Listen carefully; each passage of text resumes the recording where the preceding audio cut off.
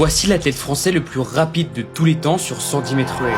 Et le 3 août dernier, il a définitivement mis un terme à sa carrière. Né le 22 septembre 2011 à Saint-Maur-des-Fossés en banlieue parisienne, Pascal Martin Delagarde commence l'athlé à l'âge de 13 ans au Sénart Ombrie Athlétisme. En 2008, il décroche son premier titre national chez les cadets, puis 2 ans plus tard, pour sa deuxième sélection en équipe de France jeune, PML remporte son premier titre planétaire. Nous sommes maintenant en 2011. Pascal arrive enfin chez les grands et pas de temps à perdre. En 2012, il repart des championnats du monde en salle avec le bronze autour du cou. Puis, en 2014, il grimpe les échelons en accrochant l'argent aux mondiaux de Sopot.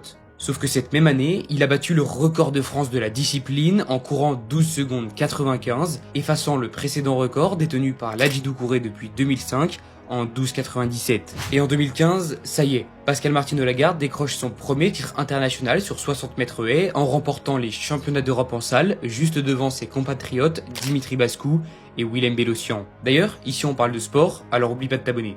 En 2016, le jeune hurdler français participe à ses premiers Jeux Olympiques et termine au pied du podium. Cependant, 2 ans plus tard, il décroche son seul titre européen sur 110 mètres haies au terme d'une course épique contre le russe Choubenkov.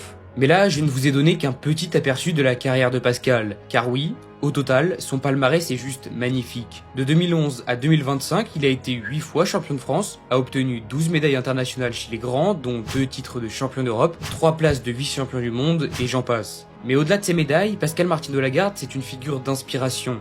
Un exemple pour beaucoup d'athlètes, une vraie légende, un homme qui nous a fait vibrer tout au long de sa carrière. Et à 33 ans, lors des derniers championnats de France élite à Talence, il a définitivement mis un terme à sa carrière après une finale certes anecdotique, mais pleine d'émotions.